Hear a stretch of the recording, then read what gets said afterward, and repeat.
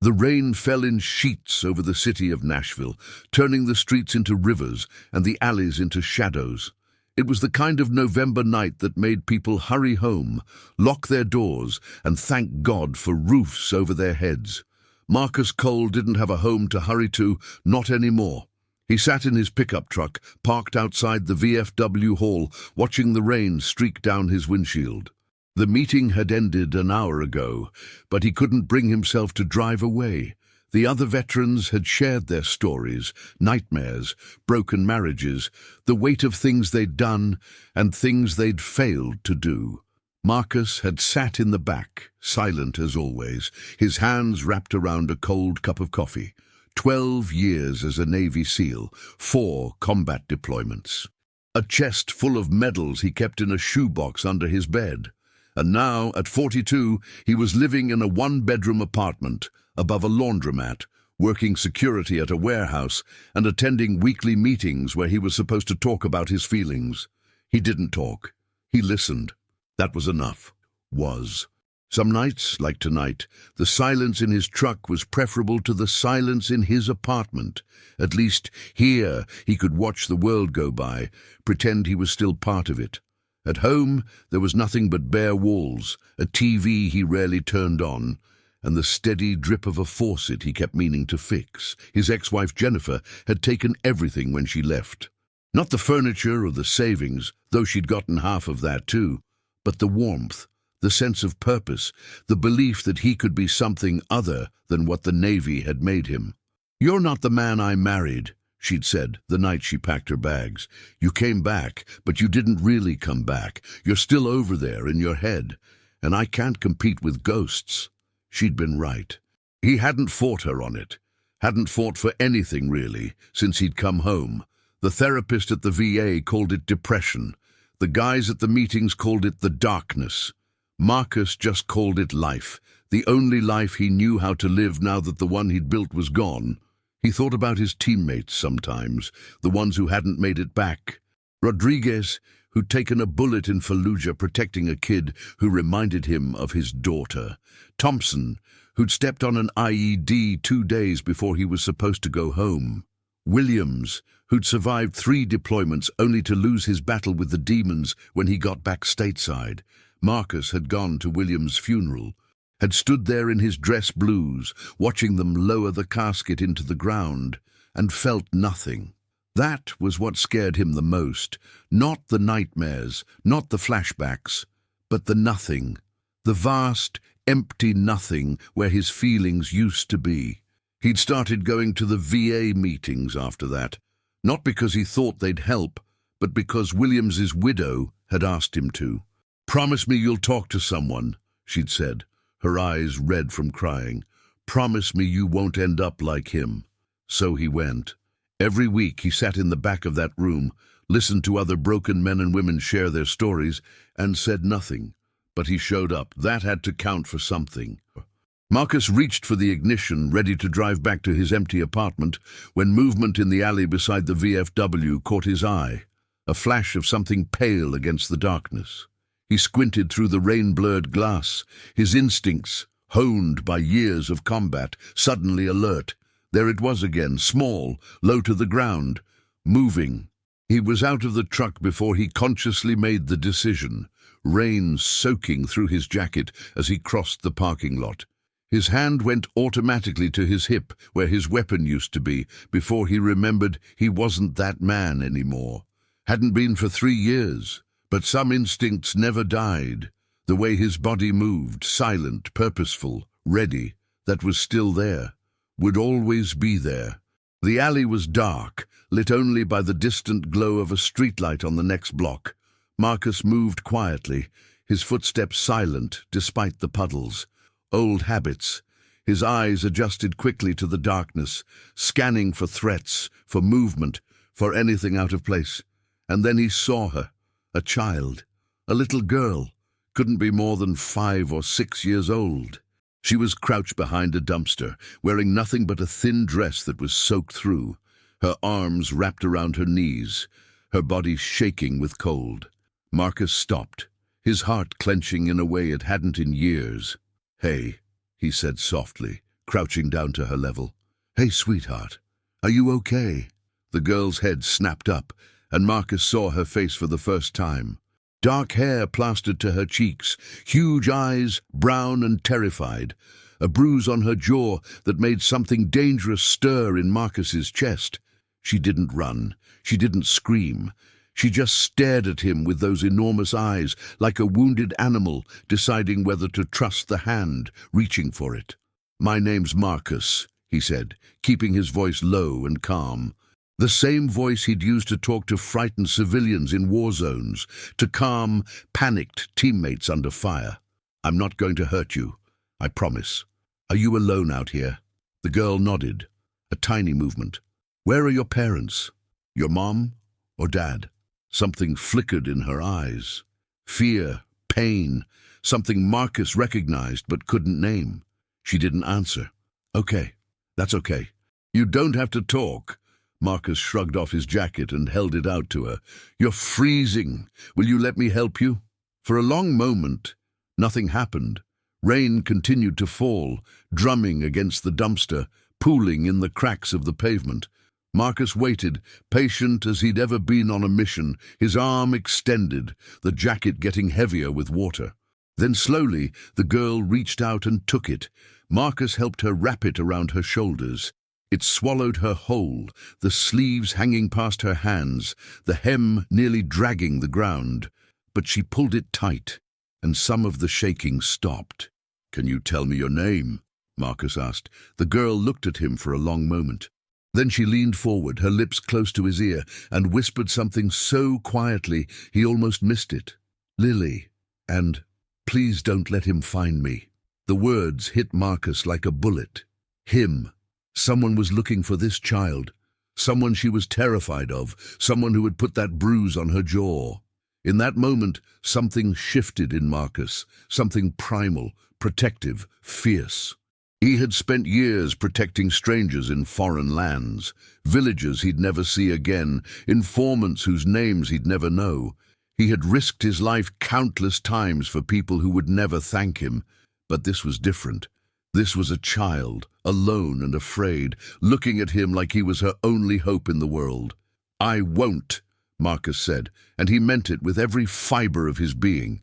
"I won't let anyone hurt you. I promise." He didn't know then that this moment would change everything, that this small, shivering girl would crack open something inside him he'd thought was dead, that her whispered words would set him on a path he never could have imagined. But standing there in that rain-soaked alley, all Marcus knew was this. He'd found plenty of things in his life. Weapons caches, enemy combatants, brothers in arms. But he'd never found anything like this. A child who needed him. And for the first time in 3 years, he felt something other than empty. Marcus made a decision. He could call the police. That was the logical thing, the legal thing. Let them handle it. Take the girl to Child Protective Services, fill out reports and wash his hands of the situation.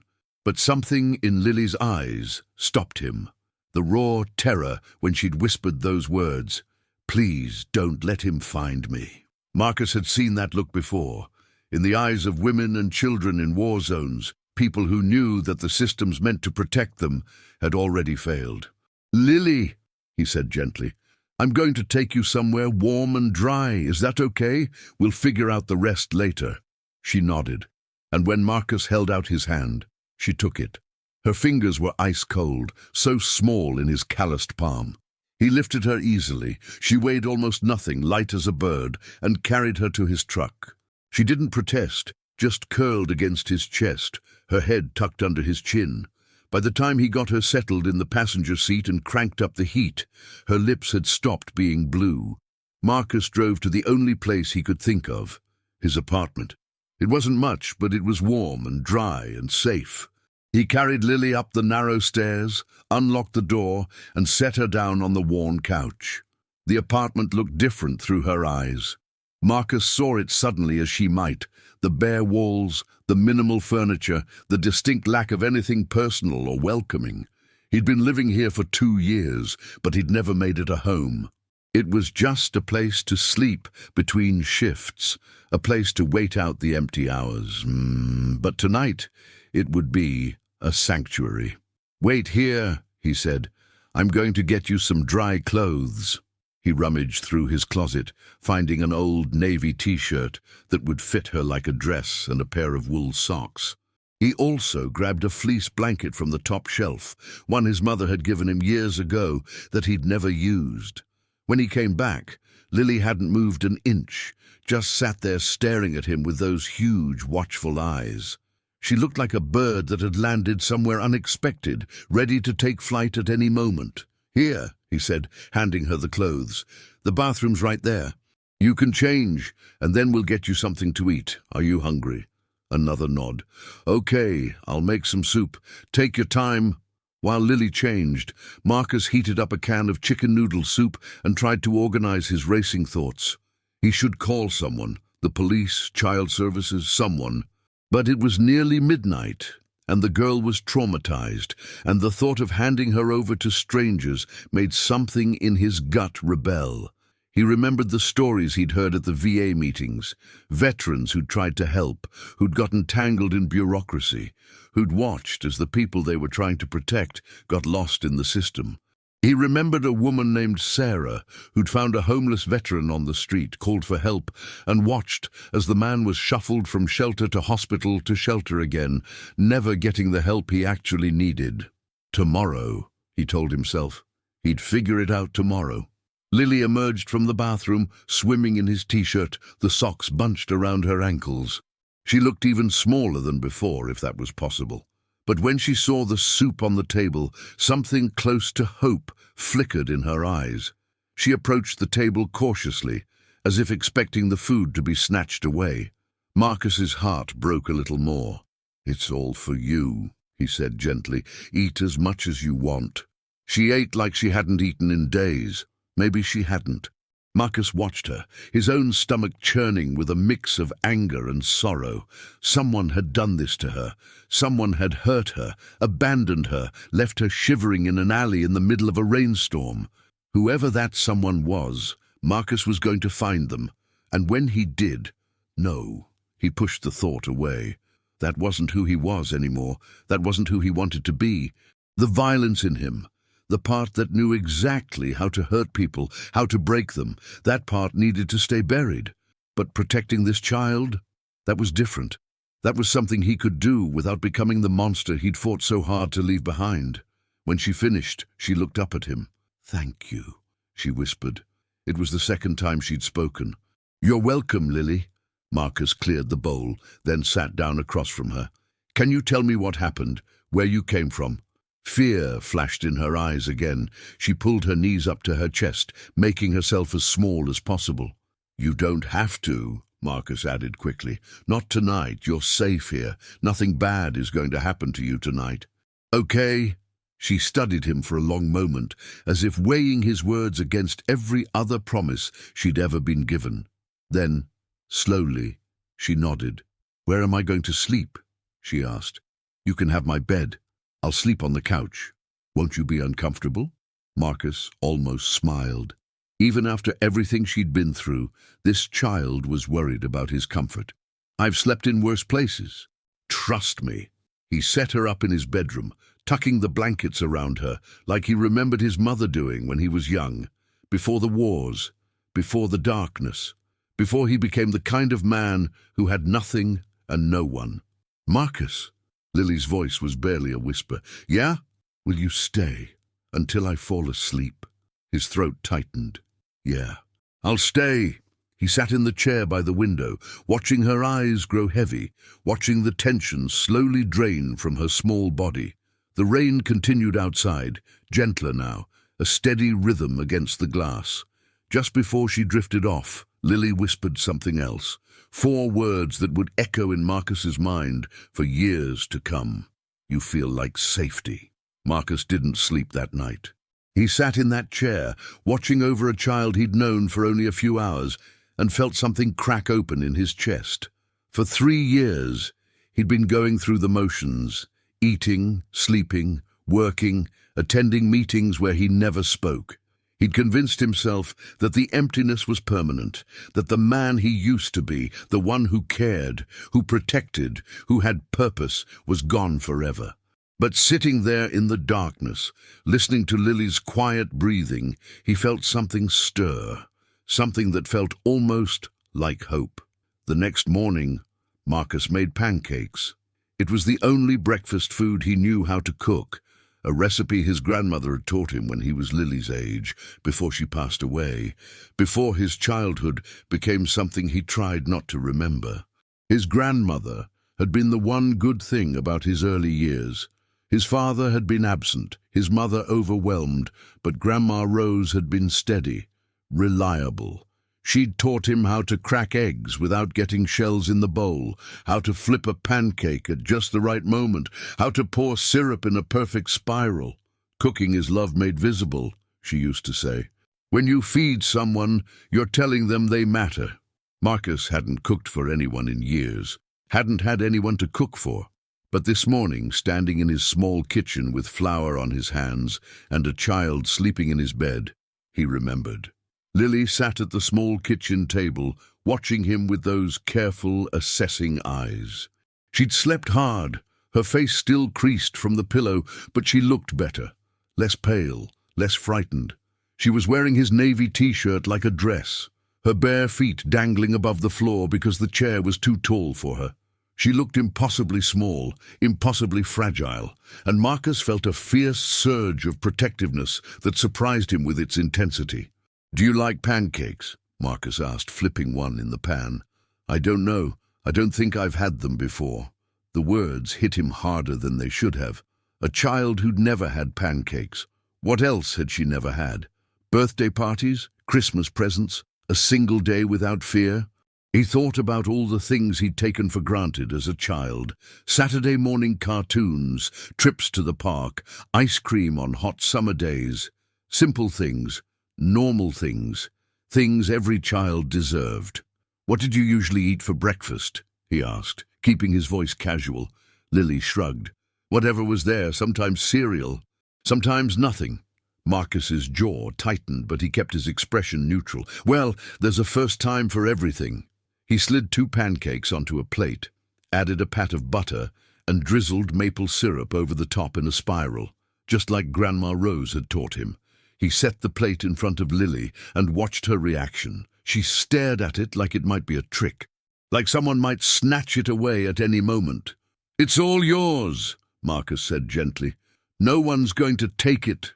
Lily looked up at him, searching his face for any sign of deception. Then slowly she picked up her fork and took a tentative bite. Her eyes widened, and then, for the first time since he'd found her, she smiled. It was small, barely more than a curve of her lips. But it transformed her face completely, made her look like what she was, a child, just a child who had never been allowed to be one. "Good?" Marcus asked, his voice rough. "Really good." He made more pancakes, and they ate together in comfortable silence. Marcus watched her eat, memorizing the way her face softened with each bite, the way her shoulders slowly dropped from their defensive hunch, the way she began to relax in his presence. "This," he thought, "this is what it feels like to do something that matters." When they finished, Marcus knew he couldn't put it off any longer. "Lily, I have to ask you some questions. Can you try to answer them for me?" The smile faded. She pulled her legs up onto the chair, wrapping her arms around them. "Okay. How old are you?" 6, I think. Mama said I was born in winter, but I don't remember which winter. Where's your mama now?" Lily's face crumpled just for a moment before she got control of it again. "She went away, a long time ago." "She didn't come back." Marcus's chest tightened. "I'm sorry, what about your daddy?" "I don't have one. Mama said he left before I was born." "Then who were you living with? Before last night?" The fear returned, flooding her eyes, making her body go rigid. "I can't tell you. He said if I ever told, he'd find me. He'd hurt me worse." "Lily." Marcus leaned forward, keeping his voice gentle but firm. "I need to know who hurt you, so I can make sure he never hurts you again." "You can't stop him. No one can stop him. He's too strong. He's too mean." Tears were streaming down her face now, silent and heartbreaking. "Please don't make me go back. Please. You're not going back." "I promise you, Lily, you are never going back. But I need to know who he is, not to take you back, to protect you, to protect other kids he might hurt. Can you understand that?" She was quiet for a long time. Then, in a voice so small he had to strain to hear it, she said, "His name is Ray Hollister. He was Mama's boyfriend. After she went away, he kept me." "Kept you?" "He said I had to earn my keep, had to do chores, clean the house, stay quiet. If I wasn't quiet, he'd—" She trailed off, one hand going to the bruise on her jaw. Marcus's hands clenched into fists under the table. He'd interrogated terrorists who'd made him feel less rage than he felt right now. "You're safe now," he said, forcing his voice to stay calm. "Ray Hollister will never touch you again. I give you my word." Lily looked at him with those two old eyes. "You promise?" "I promise." Something in her expression shifted. Not trust, not yet, but something close. The beginning of something. "Okay," she whispered. "I believe you." Marcus called his friend Tony that afternoon. Tony was a detective with the Nashville PD, one of the few people from Marcus's old life who still kept in touch. They'd served together years ago, before Tony got injured and transitioned to civilian law enforcement. "I need your help," Marcus said, after explaining the situation. "But I need it quiet. This kid is terrified, Tony. If I hand her over to the system, she'll run." "I know it." Tony was silent for a moment. "You know this is complicated, right? You can't just keep a kid you found in an alley." "I know, but I need time. Time to find out who this Ray Hollister is. Time to make sure she's safe before I hand her over to anyone." "Marcus, you sure you want to get involved in this? You've got your own stuff going on." "I'm sure." Another pause. Then Tony sighed. "All right, give me a few hours. I'll see what I can dig up on Ray Hollister. But Marcus, if this guy is as bad as you think, you need to be careful. You're not a SEAL anymore." "I know what I am," Marcus said quietly, "and what I'm not." He hung up and turned to find Lily standing in the doorway, his oversized T-shirt hanging to her knees. "Are you going to give me away?" she asked. "No. I'm trying to help you. That man I was talking to, he's a police officer, a good one. He's going to help us figure out what to do." "What if they send me back?" Marcus crossed the room and knelt in front of her, putting himself at her eye level. "Listen to me, Lily. I don't care what anyone says. I don't care what the law says. I will not let anyone send you back to someone who hurts you. Do you understand?" She studied his face, searching for something. Whatever she found must have satisfied her, because she nodded. "I understand." "Good. Now, do you want to learn how to make grilled cheese?" A tiny smile. "Okay." They spent the afternoon cooking and cleaning. Marcus teaching Lily how to flip a sandwich without burning it, how to wash dishes, how to fold towels. Simple things. Normal things. Things she should have learned from a mother who loved her. By the time Tony called back, Lily had fallen asleep on the couch, wrapped in a blanket, her face peaceful for the first time since Marcus had found her. "What did you find?" Marcus asked, stepping into the kitchen so he wouldn't wake her. "Ray Hollister, 47 years old, lives outside the city, rural area. No steady job. He's got a record, assault, domestic violence, drunk and disorderly. Did 18 months for beating up a previous girlfriend." Tony's voice was grim. The girlfriend had a kid, a daughter. Marcus's blood ran cold. "Lily." "Yeah." "The mother, her name was Diane Hollister, Ray's wife. She died 2 years ago. Overdose. No other family stepped forward, and somehow Ray convinced the system he was a suitable guardian. How the hell did that happen?" "System's overwhelmed. Kids fall through the cracks. Happens more than you'd think." Tony paused. "There's more. Neighbors have called in concerns before. Anonymous tips about a kid being mistreated. CPS did a couple of welfare checks, but Ray always cleaned up his act just enough. Said the kid was just shy, didn't like strangers. And they believed him. They didn't have enough evidence to remove her. Like I said, cracks." Marcus gripped the phone so hard he heard the case creak. "What do I do, Tony? If I call CPS, they'll send her back to him. Not if we can prove he's unfit. Not if we can document the abuse. Marcus, that bruise on her jaw, you need to get her examined, get it on record. And if she's willing to talk, get her statement documented too. She's 6 years old. She's terrified. I know. But it's the only way to protect her legally. Otherwise, Tony trailed off. Otherwise what? Otherwise, technically, you've kidnapped her. Ray Hollister could press charges, could get her back through the courts. Marcus, I know you want to help this kid, but you need to do it right. Marcus looked through the doorway at Lily's sleeping form, so small, so vulnerable, so dependent on him to make the right choice. Tell me exactly what I need to do, he said. The next few days were a blur of appointments and paperwork. Marcus took Lily to a doctor, a woman Tony recommended, someone who specialized in working with traumatized children. Dr. Amelia Chen had kind eyes and a gentle manner, and she examined Lily with patience and care. The waiting room was decorated with cheerful posters of cartoon animals and inspirational messages about bravery. Lily sat close to Marcus, her hand in his, watching the fish swim in the tank by the window. "They're pretty," she said quietly. "You like fish? I've never seen real ones before. Only pictures." Marcus made a mental note. Take Lily to an aquarium someday. There were so many things she'd never experienced, so many normal childhood moments that had been stolen from her. When Dr. Chen called them back, Lily's grip on Marcus's hand tightened. "It's okay," he said. "Dr. Chen is here to help, and I'll be right here the whole time." The examination was thorough but gentle. Dr. Chen talked to Lily the whole time, asking about her favorite colors, her favorite foods, anything to keep her calm and distracted. Lily answered in her quiet voice, slowly warming up to the doctor's kind manner. Afterward, Dr. Chen asked Marcus to step into her office while a nurse stayed with Lily, showing her how to use a stethoscope on a teddy bear.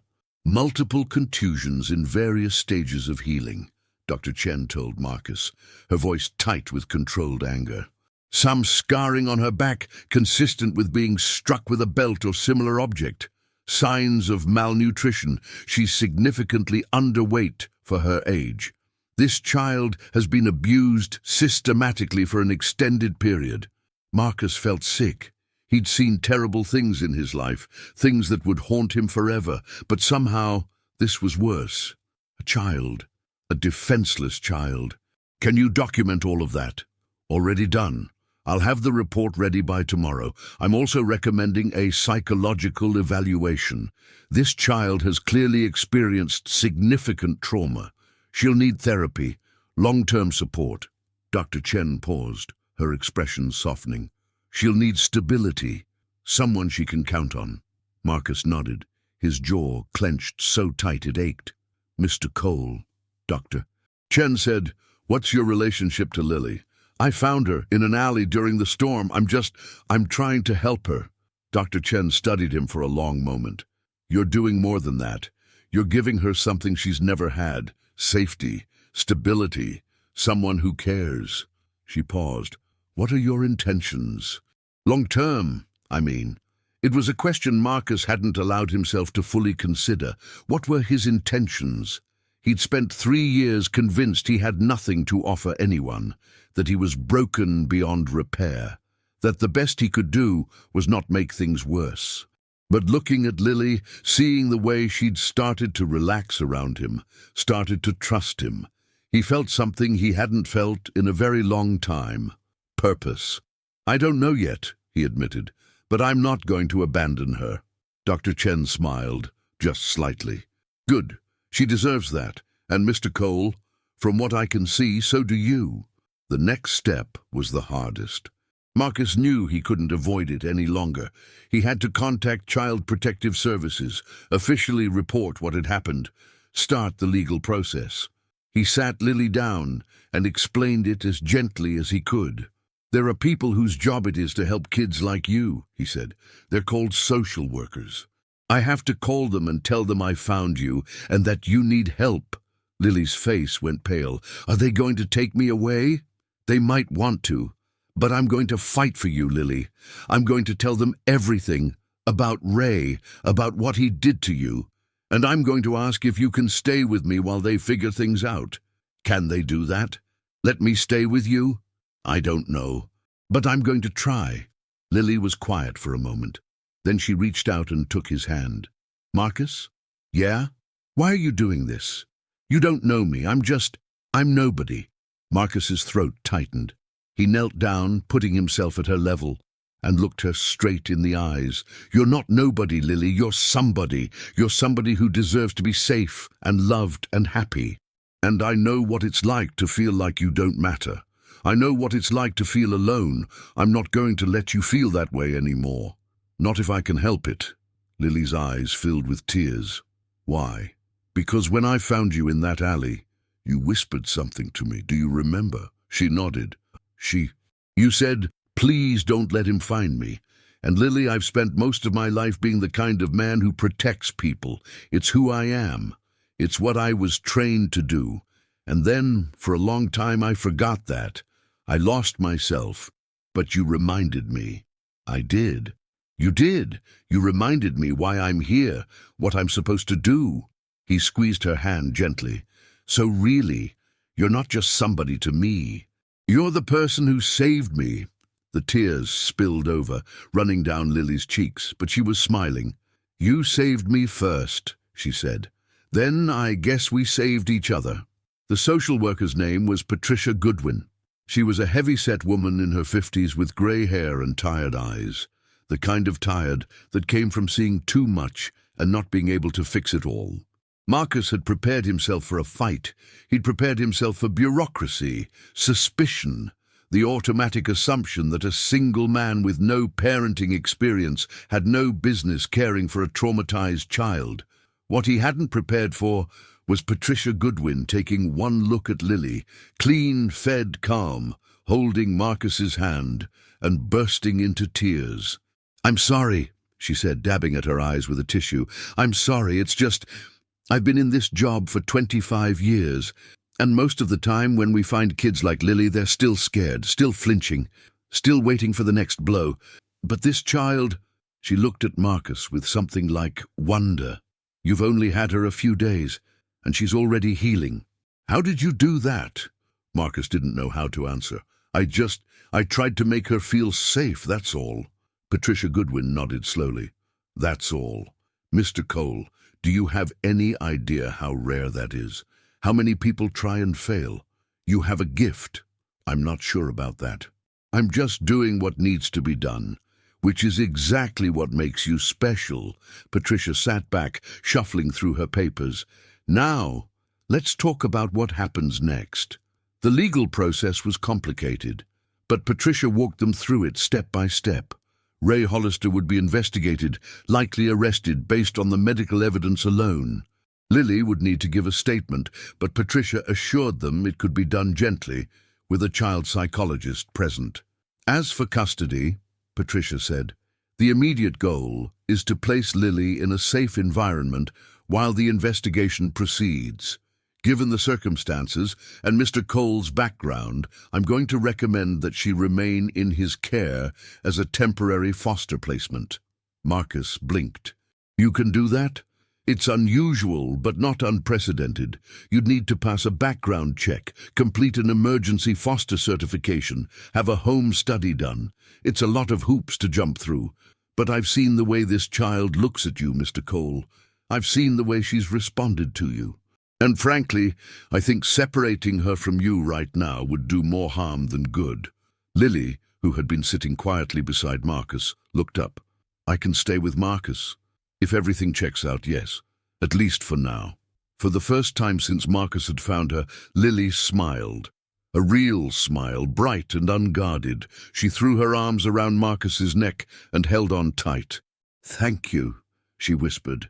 Marcus hugged her back, his eyes burning. You're welcome, sweetheart. Over the next few weeks, Marcus's quiet, solitary life transformed completely.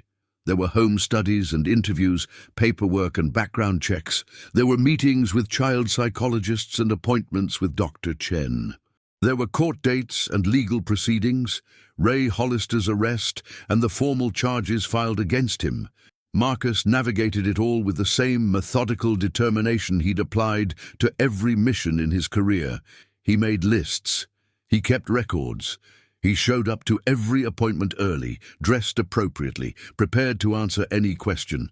The home study was the most nerve-wracking. A woman named Karen came to inspect his apartment, checking for safety hazards, adequate space, appropriate accommodations for a child. Marcus had spent the previous day child-proofing everything he could think of, covering electrical outlets, securing heavy furniture to the walls, removing anything that could be dangerous. "You've been thorough," Karen observed, making notes on her clipboard. "I wanted to make sure she was safe." "I can see that." Karen looked around the apartment at the small bedroom Marcus had set up for Lily with a bed from the second-hand store and sheets covered in butterflies, at the step stool in the bathroom so she could reach the sink, at the pictures Lily had drawn, already taped to the refrigerator door. "Mr. Cole, can I be frank with you? Please. When I got this case, I was skeptical. A single man, no parenting experience, taking in a traumatized child. It's unusual, to say the least. There are protocols, procedures, good reasons why we're careful about these situations." Marcus nodded, his stomach tight. "But then I read your file. 12 years of service, multiple commendations. A reputation for protecting civilians in combat zones, sometimes at great personal risk." Karen set down her clipboard. "And then I talked to Dr. Chen, to Detective Morrison, to Patricia Goodwin. Everyone says the same thing, that you've done more for this child in a few weeks than the system managed to do in years. I just did what anyone would do." "No, Mr. Cole, that's not true. Most people would have called the police and walked away. Most people don't want the complication, the responsibility, the risk. You saw a child in need, and you stepped up. That's not ordinary. That's extraordinary." She picked up her clipboard and made a final note. "My recommendation will be that Lily remains in your care. You've passed every check, met every requirement. But more than that, you've shown that you care. And in my experience, that's the thing that matters most." Through it all, Lily stayed with Marcus. She had nightmares at first, screaming, thrashing, calling out for a mother who would never come. Marcus would go to her, sit on the edge of the bed, and hold her hand until she calmed down. He never tried to make her talk about it. He just sat there, a steady presence in the dark. The first time it happened, Marcus was asleep on the couch when her scream jolted him awake. He was on his feet and moving before he was fully conscious, his body responding to the sound of someone in distress, the way it had been trained to do for over a decade. He found Lily tangled in the sheets, her eyes open but unseeing, trapped in whatever horror was playing out in her mind. "Lily! Lily, wake up! You're safe! You're safe!" She came back to herself slowly, her breathing ragged, her eyes focusing on his face. "Marcus, I'm here. I'm right here. I was back there, in the closet. He locked me in the closet and I couldn't get out." Marcus's heart broke all over again. "You're not there anymore. You're here, with me. And I'm never going to lock you anywhere. Ever. Promise?" "I promise." She reached for him then, her small arms wrapping around his neck, holding on like he was a lifeline. Marcus held her back, feeling her body slowly relax against his, feeling the sobs subside into sniffles, then into the slow, steady breathing of sleep. He stayed there all night, sitting on the edge of her bed, her hand in his.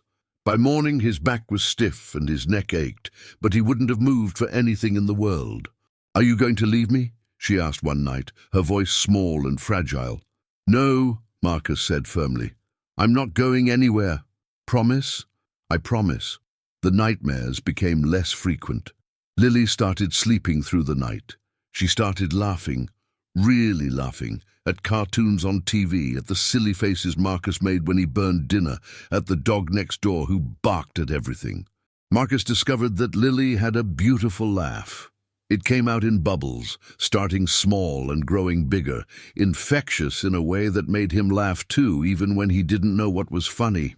He found himself doing ridiculous things just to hear it, making up songs about breakfast, doing terrible impressions of animals, pretending to trip over nothing. She started calling him by name without hesitation, started reaching for his hand automatically when they walked down the street, started saving him the last cookie, started bringing him drawings she'd made at school, started saying we instead of I. We like spaghetti, she'd say, or we don't like loud noises, as if they were a unit now, a team. Marcus supposed they were. And Marcus, who had spent 3 years convinced he was beyond saving, started to heal too. He talked at his VA meetings now, shared his story, his struggles, his unexpected journey into fatherhood. The other veterans listened, nodded, offered advice and support. One of them, a woman named Rebecca who'd lost a leg in Afghanistan, pulled him aside after a meeting. "That kid is good for you," she said. "You're different now, more present." "She saved me," Marcus admitted. "I thought I was saving her, but really she saved me. That's how it works sometimes. The ones who need saving the most end up saving us." 3 months after Marcus found Lily in that alley, the court date arrived. It was meant to be a simple hearing, an update on Lily's case, a review of Marcus's fitness as a foster parent, a decision about longer-term placement. Marcus had barely slept the night before. He'd spent hours looking through the paperwork Patricia had helped him compile, making sure everything was in order. He'd pressed his best suit, the same one he'd worn to his mother's funeral 3 years ago, and polished his shoes until they shone. Lily had sensed his anxiety. "Are you scared?" she'd asked, watching him button his shirt. "A little," he admitted. He'd promised himself he would always be honest with her, even when it was hard. "This is a big day. What if the judge doesn't like me?" Marcus had knelt down, meeting her eyes. "The judge is going to love you, because you are smart and brave and kind and wonderful, and anyone who takes 5 minutes to know you can see that. What if they take me away from you? They won't, I promise you, Lily. I will fight for you with everything I have." She'd hugged him then, tight and fierce, and Marcus had held her back, praying that he could keep his promise. But when they arrived at the courthouse, they found Ray Hollister waiting. He was a big man, thick-necked and mean-eyed, with the kind of face that spoke of a lifetime of anger and violence. He was out on bail, wearing a suit that didn't quite fit, his lawyer whispering urgently in his ear. Marcus recognized the type instantly. He'd faced men like this before, bullies who thought their size made them invincible, who used fear as a weapon because they had nothing else. The moment Lily saw him, she froze. Her hand went cold in Marcus's grip. Her breathing became shallow and rapid. Her eyes went wide with a terror that Marcus had hoped he'd never see again. "It's okay," Marcus said quietly, putting himself between her and Ray. "He can't hurt you. Not here. Not ever again. But he's here. He's looking at me. I know. And I know it's scary. But Lily, you are the bravest person I've ever met. You survived him for years, all by yourself. You ran away in the middle of a storm, with nowhere to go because you knew you deserved better. You are so, so brave, and I am so proud of you." Lily looked up at him, her eyes huge and frightened, but also something else, something stronger. "Okay," she whispered. "I'll be brave." They walked into the courtroom together, hand in hand. The courtroom was larger than Marcus had expected, with high ceilings and wood-paneled walls and an American flag behind the judge's bench. There were rows of seats behind a wooden railing and a few other people scattered throughout, lawyers, social workers, a court reporter typing silently in the corner. The hearing began with the standard formalities: introductions, review of the case, presentation of evidence. Marcus sat with Lily on one side of the room, Ray Hollister and his lawyer on the other. Every time Marcus looked at Ray, he felt the old darkness stirring in his chest. The part of him that knew exactly what to do with men like this, how to hurt them, how to make them feel the same fear they'd inflicted on others. He pushed it down. That wasn't who he was anymore. That wasn't who Lily needed him to be. Then it was Lily's turn to speak. The judge, a stern woman with silver hair and sharp eyes, leaned forward.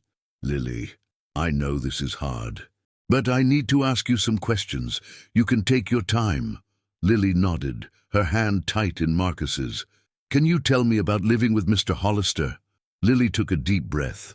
Marcus could feel her trembling, could see the fear in her eyes. But she straightened her spine, that gesture he'd come to know so well, and began to talk. She talked about the hitting, the yelling, the nights locked in a closet because she'd been bad.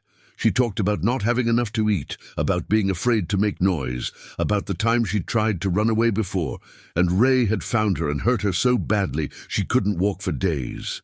She talked about the cold, about being locked outside in winter because she'd spilled something, about having to sleep on the floor because she hadn't earned a bed. She talked about missing her mother, about crying at night, about wishing someone, anyone, would come and save her. The courtroom was silent. Even Ray's lawyer had stopped whispering. Marcus could see tears on the faces of several people in the gallery, and even the court reporter had stopped typing.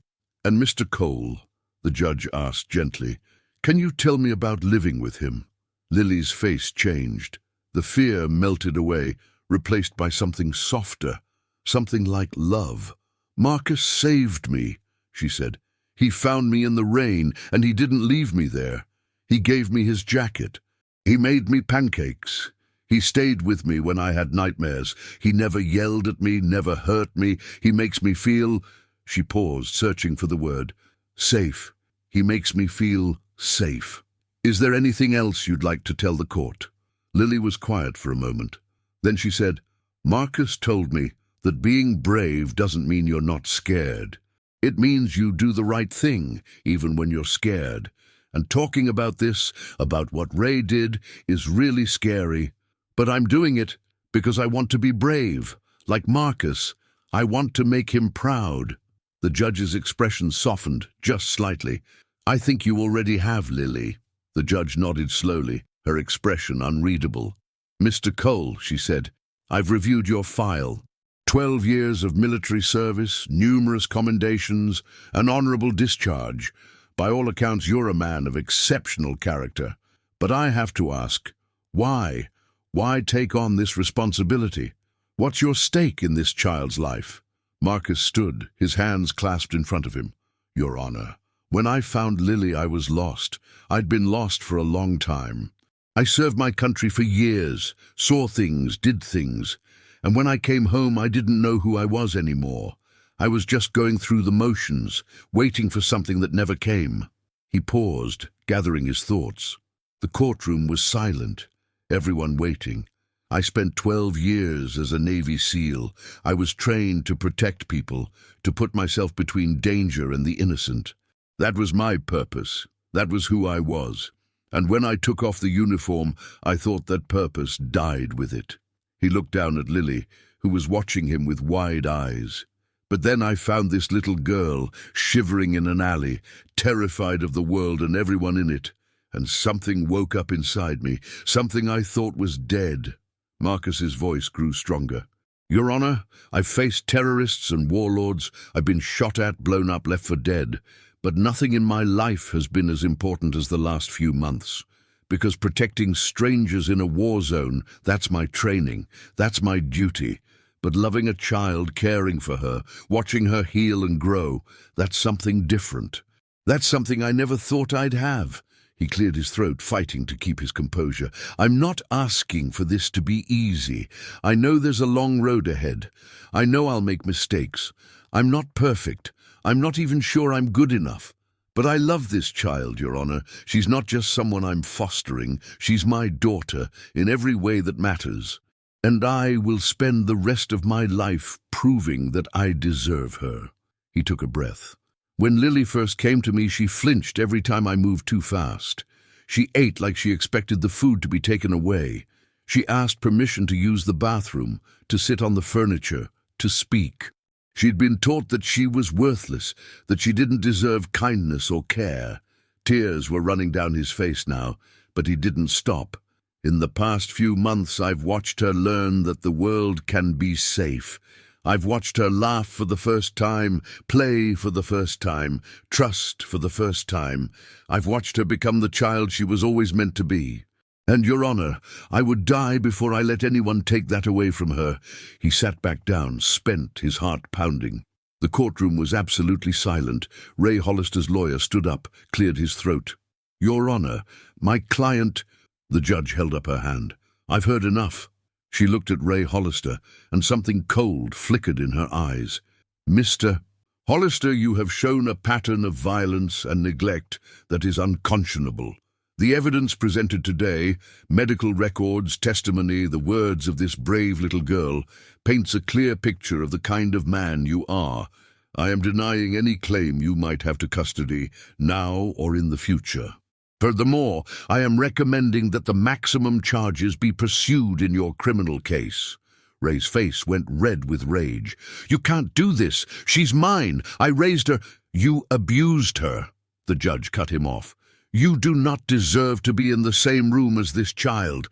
Bailiff, please remove Mr. Hollister." As Ray was led away, still shouting, the judge turned to Marcus and Lily. "Mr.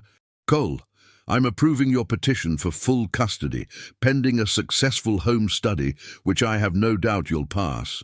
Lily Mitchell will legally become Lily Cole." She paused, and the faintest hint of a smile crossed her stern face. "It's clear to me that you two belong together." Lily burst into tears. Marcus knelt down and gathered her into his arms, holding her tight, his own eyes burning. "You hear that?" he whispered. "You're mine now, for real, forever." "Forever," Lily pulled back, her face wet with tears, but her smile radiant. "Forever." As they left the courthouse, hand in hand, the sun was breaking through the clouds. Marcus looked up at the sky, feeling something he hadn't felt in years. Peace. "Marcus," Lily said. "Yes, sweetheart. What happens now?" He smiled down at her. Now we go home. We make dinner. We watch a movie. We live. Just like a real family." "We are a real family, Lily. The realest kind." She grinned, squeezing his hand. "Cool." And they walked toward the car, toward home, toward the future, together 6 months later. The backyard of Marcus's new house, a small 3-bedroom in a quiet neighborhood, bought with savings he'd been sitting on for years, was filled with laughter and the smell of grilling burgers. It was Lily's 7th birthday, her first real party. Marcus had spent weeks planning it, consulting with Patricia and Dr. Chen, asking Lily subtle questions about what she might like. Did she have a favorite color? Purple? A favorite animal? Dolphins? A favorite superhero? She didn't have one. She'd never been allowed to watch TV before. The decorations were purple and silver, with dolphins dancing across the tablecloth and balloons tied to every available surface. There was a dolphin-shaped cake from the best bakery in Nashville, a piñata shaped like a treasure chest, and a stack of presents wrapped in shiny paper. Marcus had invited everyone he could think of. Tony and his wife, Dr. Chen and her daughter, Patricia Goodwin, several veterans from his support group, and a handful of kids from Lily's new school. Lily ran from group to group, her smile so wide it seemed to take up her whole face. She was wearing a purple dress she'd picked out herself, her hair done up in braids that Marcus had learned to do from YouTube tutorials. He'd watched approximately 47 videos before he got it right. He'd practiced on a doll, on a mop head, even on his own fingers. But the look on Lily's face when she saw herself in the mirror had been worth every frustrating attempt. "You did good, man," Tony said, handing Marcus a beer. "I mean really good. It wasn't me, it was her. She just needed someone to believe in her. And you just needed someone to believe in. Works out." Marcus watched Lily blow out the candles on her cake, chocolate, her favorite, and make a wish. When she opened her eyes, she looked straight at him and smiled. She'd told him last night what she was going to wish for, when he was tucking her in. "I'm going to wish for us to stay together forever, and for you to be happy. Because you deserve to be happy, Marcus." He hadn't known how to respond. hadn't known what to say to a child who'd seen the worst of humanity, but still believed in love, in goodness, in the possibility of forever. So he'd just kissed her forehead and said, "You make me happy, Lily. Every single day."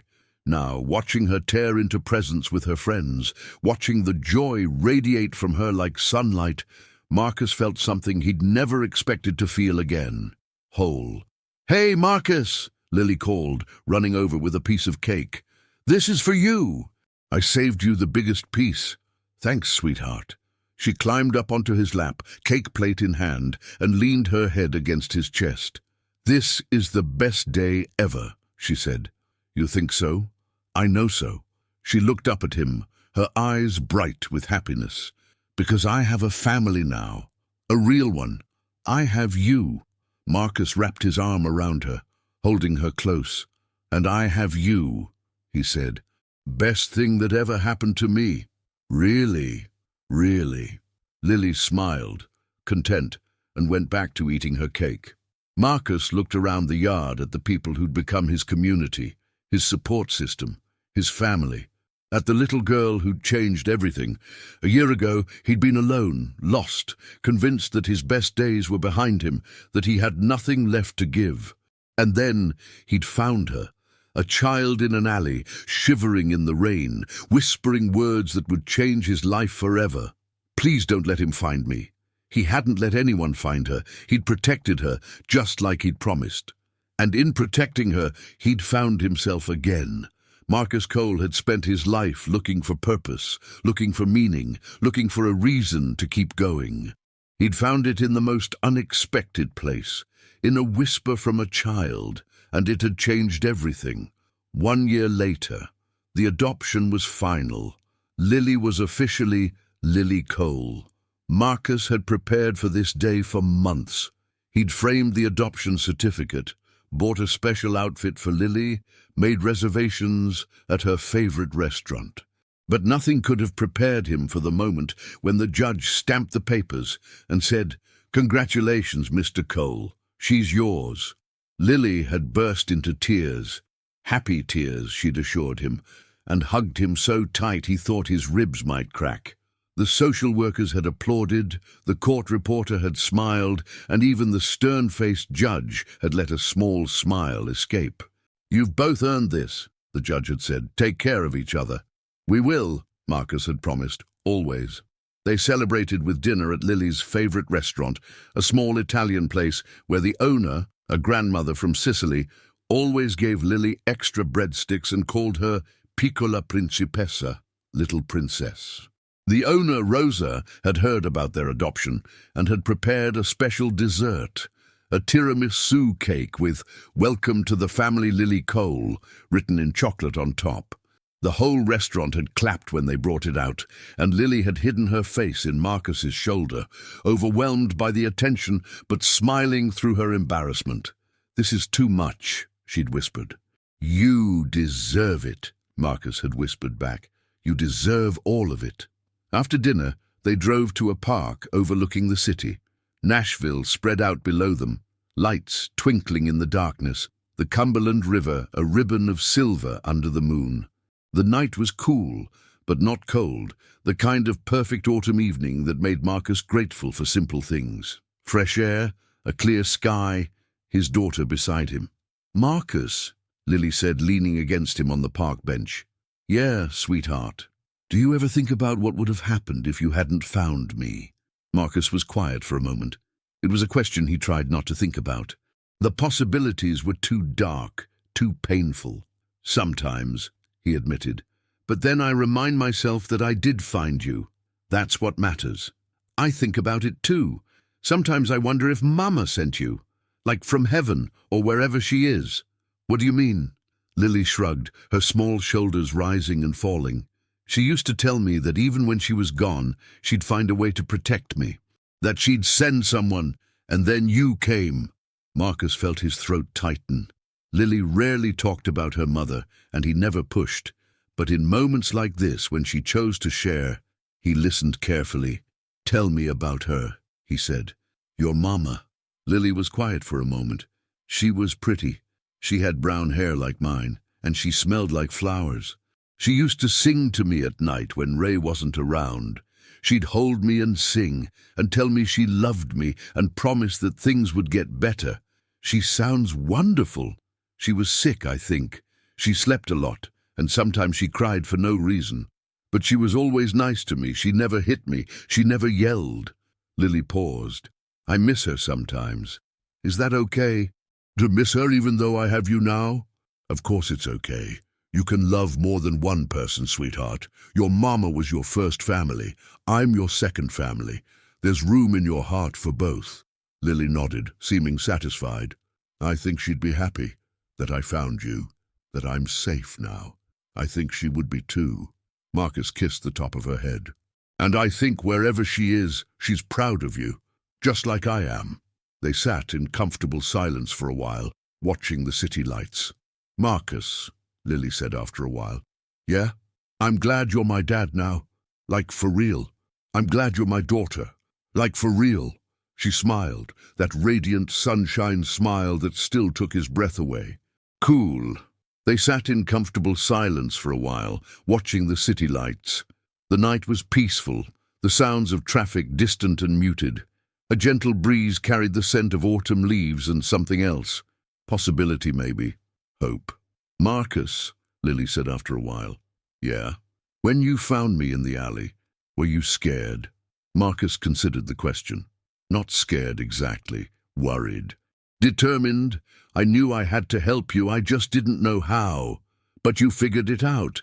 I guess I did, with a lot of help from a lot of people. Lily nodded thoughtfully. That's something I learned from you, that it's okay to ask for help. That being strong doesn't mean doing everything alone. When did you get so wise? I had a good teacher. They sat in companionable silence for another moment. Marcus, Lily said again. Yeah? That night, when I found you, you whispered something to me. Do you remember? Lily nodded. I said your name. I didn't know it was your name then. I just felt it. Like I was supposed to say it. Marcus stared at her. What do you mean? I don't know how to explain it. It was like a voice in my head, telling me that someone was coming, someone named Marcus, and that he would keep me safe. She looked up at him, her eyes wide and sincere. I know it sounds weird, but it's true. Marcus thought about everything that had led to that moment, the meeting he'd almost skipped, the rain that had forced him to stay, the flash of movement in the alley that had caught his eye. 1,000 tiny decisions, 1,000 small coincidences, all leading to that single moment. He thought about his grandmother, who had always believed in things beyond what could be seen or explained. Angels guide us, she used to say. We just have to learn to listen. Maybe it was fate. Maybe it was luck. Maybe it was something else entirely, something beyond his understanding. But sitting there with his daughter, looking out at the city that had become their home, Marcus knew one thing for certain.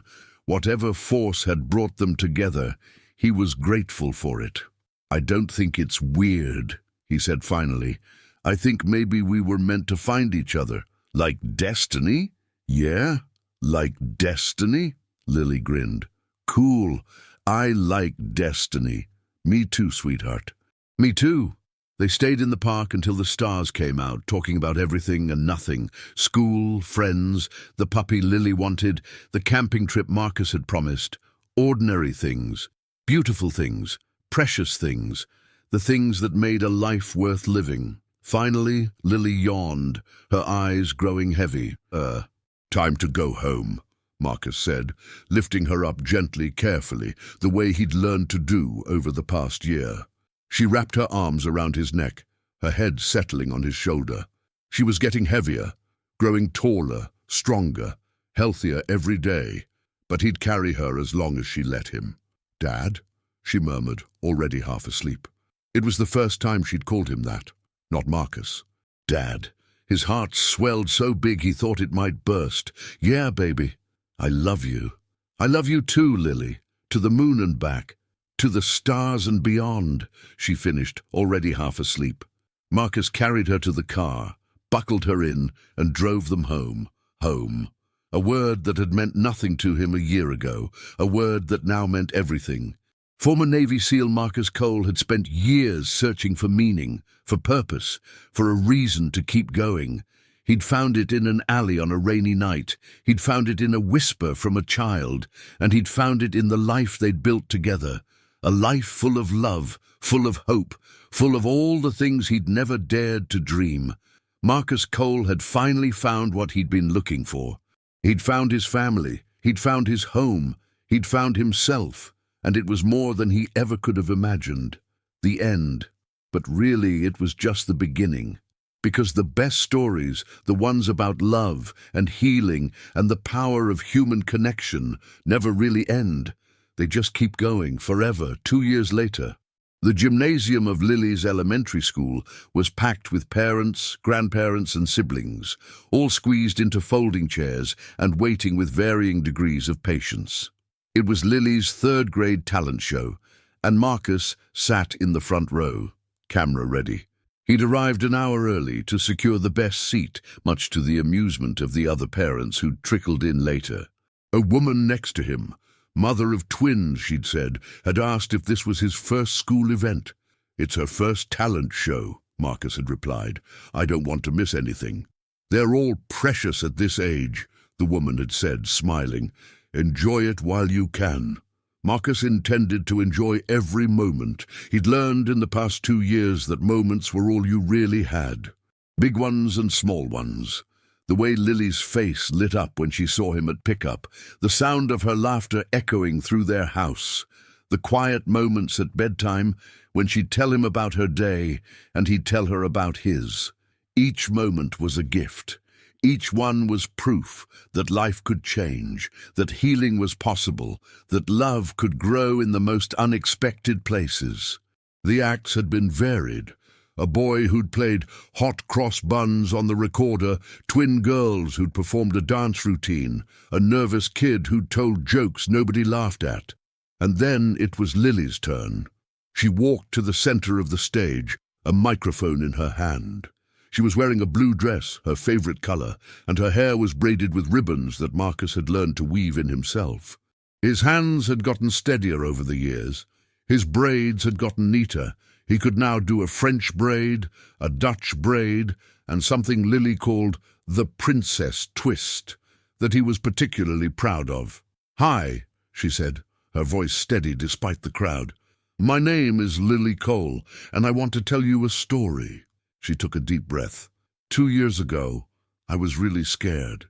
I lived with a bad person who hurt me, and I didn't think anyone would ever help me. I thought maybe I would always be scared. Always be alone. The gymnasium was silent. Marcus could feel the other parents glancing at him, but he didn't care. All he could see was Lily. And then I met my dad. He found me on the worst night of my life, and he didn't leave me there. He saved me. He took me home and made me pancakes and let me sleep in his bed and told me I was safe, and I believed him. Marcus's eyes were burning. He could feel the other parents looking at him, but he didn't care. All he could see was Lily. My dad was in the Navy. He was a SEAL, which means he was really brave and did really hard stuff. But he told me that the bravest thing he ever did was love me. He said I taught him how to feel again. He said I saved him too. She paused, looking out at the crowd until her eyes found Marcus. I used to think I was nobody, that I didn't matter, but my dad taught me that everyone matters, that everyone deserves to be loved, that even when bad things happen, good things can come from them. Her voice grew stronger. My dad is the best person I know. He's my hero, and I want everyone to know that if you're scared or hurt or alone, it can get better. Someone out there cares about you. Maybe you just haven't found them yet. She smiled, that radiant sunshine smile. That's my story. Thank you. The gymnasium erupted into applause. Parents were crying. Teachers were crying. Even the principal, a stern man who never showed emotion, was dabbing at his eyes. But Marcus didn't notice any of it. He was already on his feet, crossing to the stage, lifting Lily into his arms and holding her tight. "I'm so proud of you," he whispered. I meant every word, she said. I know you did. He set her down and she took his hand, and together they walked back to their seats. The rest of the talent show continued, but Marcus didn't really register any of it. He was too busy looking at his daughter, at the incredible person she'd become, at the life they'd built together. He thought about that night 2 years ago. The rain, the alley, the shivering child who'd whispered words that changed everything. Please don't let him find me. He hadn't let anyone hurt her. He'd kept his promise, and in return, she'd given him something far more valuable. She'd given him a reason to live. After the talent show, parents and kids gathered in the cafeteria for refreshments. Lily was surrounded by friends, laughing and talking, high on the adrenaline of her performance. Marcus stood by the punch bowl, watching her with a full heart. She was so different from the terrified child he'd found in that alley. Her eyes were bright now, full of life. Her laughter came easily. She moved through the world like she belonged in it. An older woman approached Marcus, grey-haired, kind-faced, leaning on a cane. "You're Lily's father?" she asked. "Yes, ma'am. I'm Margaret Holloway. My grandson is in Lily's class." She smiled warmly. "That was quite a speech your daughter gave. Quite a story. She's quite a kid. I can see that." Margaret studied him with sharp, intelligent eyes. "You know, I've been a teacher for 40 years. I've seen a lot of children come through these halls. I've seen what happens when they're loved and what happens when they're not." She paused, her expression softening. "Your daughter, she radiates love. It comes off her like light. You can see it in the way she walks, the way she talks, the way she treats other children. That's not something you're born with. That's something that's given to you by someone who cares." Marcus felt his throat tighten. "I don't know if I can take credit for that. She's remarkable all on her own." "Every child is remarkable," Margaret said, "but they need someone to see it, to nurture it, to believe in them even when they don't believe in themselves. You did that for her. I've seen it with my own eyes." She reached out and patted his arm with a weathered hand. "Keep being there for her. That's all she needs. Keep showing up, keep believing in her, keep loving her. That's all any child really needs." "I plan to," Marcus said, "for the rest of my life." Margaret nodded, satisfied. "Good. The world needs more fathers like you. Men who understand that strength isn't about muscles or medals. It's about showing up for the people who need you." She smiled one more time and walked away, joining her grandson across the room. Marcus watched her go, then turned back to find Lily. She was already running toward him, a cookie in each hand. "Dad, they have chocolate chip, your favorite." She handed him a cookie, and they stood together, munching happily. "Dad," Lily said. "Yeah? Thanks for coming. I wouldn't miss it for the world." She grinned, that radiant smile that still made his heart ache. "I know. That's why I love you. I love you too, Lily. Forever and always. Forever and always," she repeated. "Like destiny. Exactly like destiny." She slipped her hand into his, and they walked out of the cafeteria together, into the bright spring afternoon, into the life they'd built, into the future that stretched before them. A future full of pancakes and parent-teacher conferences, of birthday parties and bedtime stories, of laughter and tears, and all the ordinary moments that made a life extraordinary. Marcus Cole had found what he'd been looking for, not in the Navy, not in combat, not in medals or commendations. He'd found it in an alley on a rainy night. He'd found it in a whisper from a child. He'd found it in love, and that, he knew now, was the greatest mission of all, the mission that mattered, the mission that saved him, and the one that would carry him forward every day for the rest of his life, together with his daughter, together at last, home. As Marcus carried a sleeping Lily back to the car, he paused for a moment, looking up at the stars. The same stars that had watched over him on countless missions, in countless countries, through countless dark nights. But these stars felt different somehow, friendlier, like they were welcoming him home. He thought about the man he used to be, the warrior, the operative, the shadow who moved through danger like it was water. That man had been capable of things most people couldn't imagine. He had been forged in fire and baptized in blood, but that man had also been broken, lost, convinced that his usefulness had ended when he hung up his uniform. It had taken a child, a whisper in the darkness, to show him the truth, that his mission wasn't over. It had just changed. He wasn't protecting his country anymore. He was protecting his family. He wasn't fighting enemies. He was fighting for something worth living for. He wasn't a SEAL anymore. He was something better. He was a father. Marcus buckled Lily into her seat, tucking a blanket around her the way he did every night. She stirred slightly, her eyes fluttering open. "Dad," she murmured. "I'm here, sweetheart. Go back to sleep. Love you. Love you too, Lily. More than you'll ever know." She smiled, already drifting off again, and Marcus closed the door gently. He stood there for a moment, looking at her through the window, this small, brave, beautiful girl who had walked into his life and changed everything. He thought about all the things he wanted to teach her, how to change a tire, how to throw a punch if she ever needed to, how to cook more than just grilled cheese and pancakes, how to be strong without being hard, how to be kind without being weak. He thought about watching her grow up, graduate from high school, go to college, fall in love, maybe have children of her own someday. He thought about being there for all of it. For the first time in his life, Marcus Cole had a future worth planning for. And it had all started with a whisper in the rain. He got into the driver's seat, started the engine, and pulled out of the parking lot. Behind them, the city lights twinkled like earthbound stars. Ahead of them, the road stretched into darkness, full of possibility. Marcus didn't know what the future would bring. He didn't know what challenges they would face, what obstacles they would overcome, what joys and sorrows awaited them. But he knew one thing for certain. Whatever came, they would face it together. Father and daughter. A family, at last. Home.